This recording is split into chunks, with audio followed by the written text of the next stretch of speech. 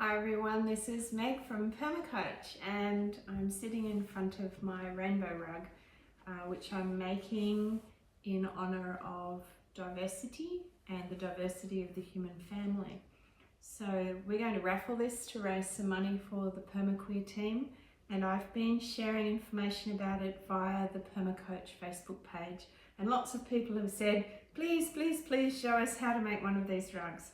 So we're probably going to do 2 or 3 videos. We'll see how that pans out. But what I wanted to show you first of all was the basic technique. So I think a lot of you will already have crafting experience, and once I show you how simple this is, you'll be good to go. For people who are beginners, we are going to talk you through it step by step. So if you don't get it first time, that's okay. So the thing to understand about this method is it's as simple as just making a braid. I'm not rug making at the moment, I'm just demonstrating the fundamental pattern for this rug. So this is just a normal braid, yes? Essentially what you're doing is you're creating an ordinary braid, but instead of letting the braid hang loose like this, you're going to be looping through each of the loops on this side of the braid back into the rug. So that's your pattern. And if you keep that in mind, I find that helps me to stay on track, because if I look back, I can see that that's looking like an ordinary braid and that each of these loops has gone back through the rug. So the way we do that is to just look at which one is due to go in next, and that's the one pointing back towards the rug. I put my fingers through that loop and pull the tape through.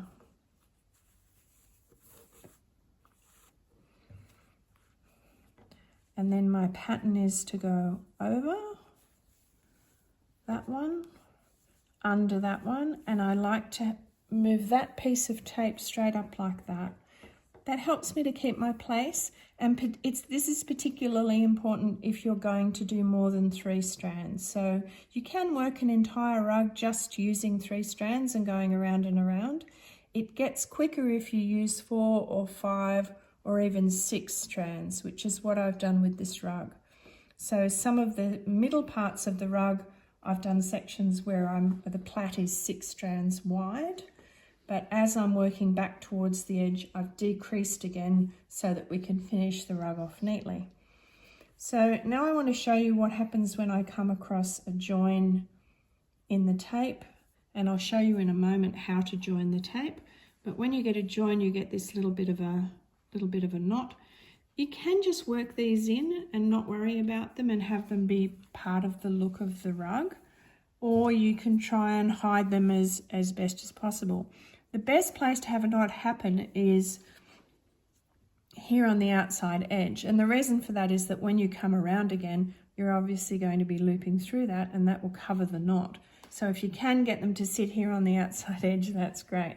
If not, you need to think about how you're going to tuck them under something. So what I'm doing is the same process. Put my finger there, pull it through, and then I need to think about whether my best option is to pull the knot through and try and get it over the next one, or to leave it where it is. Now, because my next move is to come over this tape, I'm going to leave that knot there, and I can just work back up the rug and ease that tape in a little bit, just so that that's nice and secure. Then it's the same pattern. I'm going to go over, and there's a bit more of that showing than I would like, so I'll just adjust that again. So here we go. I like to roll my seams in so that they're not showing. Go over, go under, and fold that one up. And then we can work another part of the braid just so that you can see it happening again. We're going to go over and under and fold that one up. So here's another knot. This is on a bit of a longer lead. So here's the other method, which is to pull that knot through with a bit of extra on it. And you might even want to go back and ease a little bit more of that through. And then I'm going to go over that one And when I come under this one, I'll split this tape and lay it over the top of that knot and move that one up. And then what I'll usually do is keep my finger on the knot until I've worked the next round. Now you'll notice that as well as fingers, you can use a crochet hook. So I do quite a lot of crocheting. This is an ergonomic crochet hook, so the shape fits my hand really well. And I just find that, for me, that makes things quicker. But there's nothing wrong with doing this entirely with your fingers. I'll show you fingers again. There's no need to use a crochet hook, and particularly if you're not familiar with a crochet hook, it's probably going to be a lot quicker to do this just using your hands. So we'll make sure that knot is nicely tucked in, and we're going to go over and then under, and now the knots, both of those knots are well hidden. And the final thing I want to show you in this section of the video is how I join in a new piece of tape. So I find the two best places to join in are either when it's just come through the loop or when it's sitting at this outside edge. Trying to join this middle one, it can mean losing your place, particularly when you're doing multi-strand. So I'm looking at what you really don't want is for it to be way down here and very short. You want to join in before it gets too short. And what I do is grab a piece of tape out of the bag. For this particular rug, I've allowed chance to determine the pattern, and that's been really interesting because it's not the rug I would have created if I'd made choices about colour, but I really like the way it's turned out, and how sometimes I've had a run of colours that contrast and sometimes I've had a run of colours that match. So on each of the pieces I'm joining, I find cutting a curve to the top helps to make it just a little bit neater. And I'm really looking for a point that's, it's about a finger's width down from the top of the tape. If you're too close to this edge, it's likely to rip and come apart. So you need a good distance down, about a finger's width down, and I'm just making a tiny hole. With stretch fabric, that hole's going to open up quite a bit, so you only need to give it a little bit of a nick. If you weren't working with stretch fabric, you'd need to make that hole a bit bigger. Now, I think of the curl away as being the back, and this as being the front. So I'm looking for the same thing on this one. I'm thinking, where is its front and where is its back? And you want to do front to front, and then push this top one through the tape that's attached to the rug. Fold the tail of the top one back through there.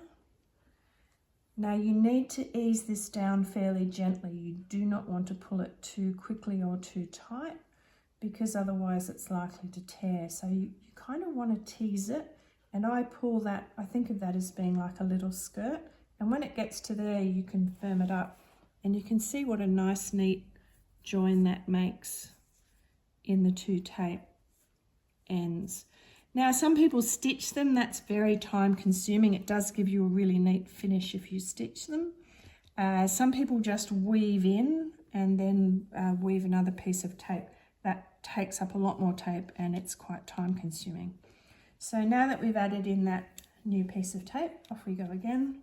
1, 2, and pull one through.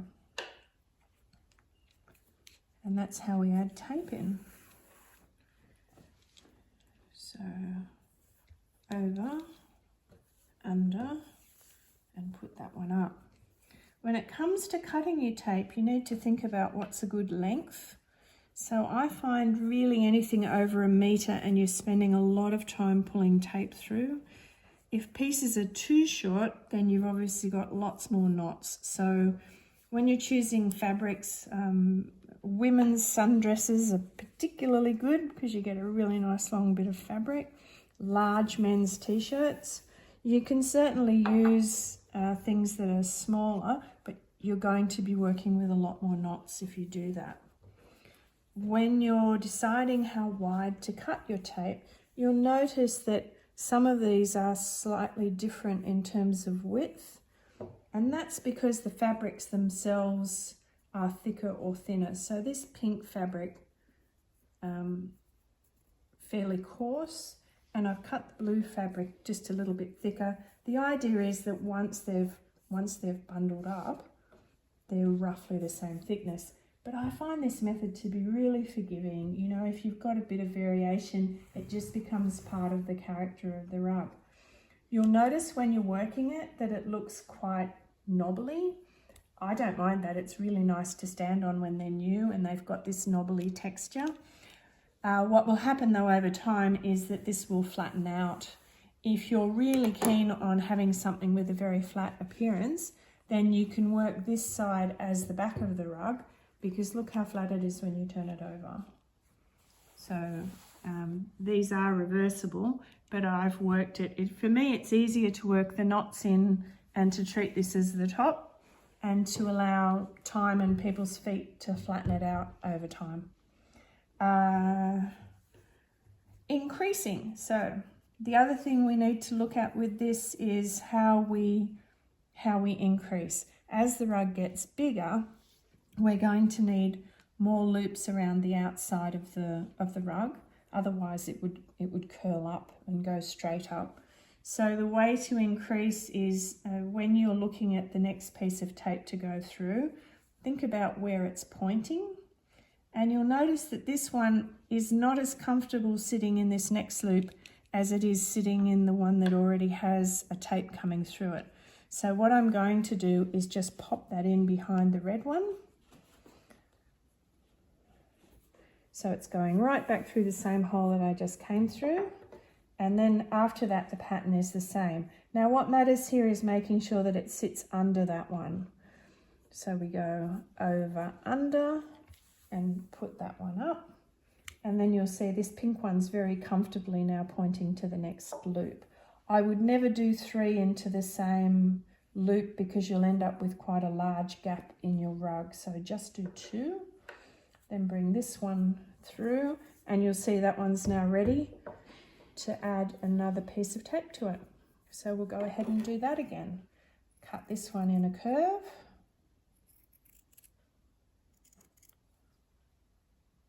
And I'll select another piece. Now I've used stretch cotton for this rug. You can really use any fabric you like. You can even use plastic and make rugs out of plastic. If you've got a whole stack of plastic bags somewhere, and you can make a weatherproof rug.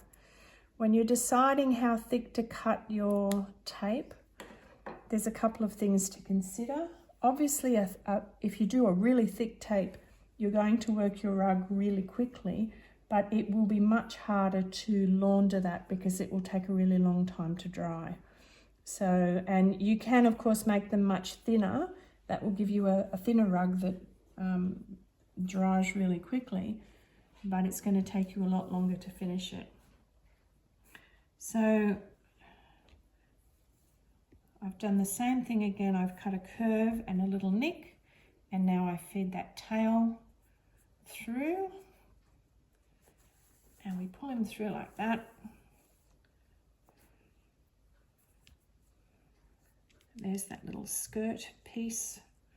This doesn't always work as nicely as it did with the last one. That one's gotten a bit caught up in itself, so I'm going to tease that out a little bit. There we go. And pull that through. So not quite as neat as the last one, but you know, I'm not worried about little bits like that. They're easy enough to tuck in. So to have a look at how I cut the strips out, I'm going to do another video, and in that video we're also going to talk about how to get one of these rugs started, because I think it's easy to show people working on an existing rug, because a lot of you will already, that will be enough. You'll be able to go and get stuck in and start making rugs.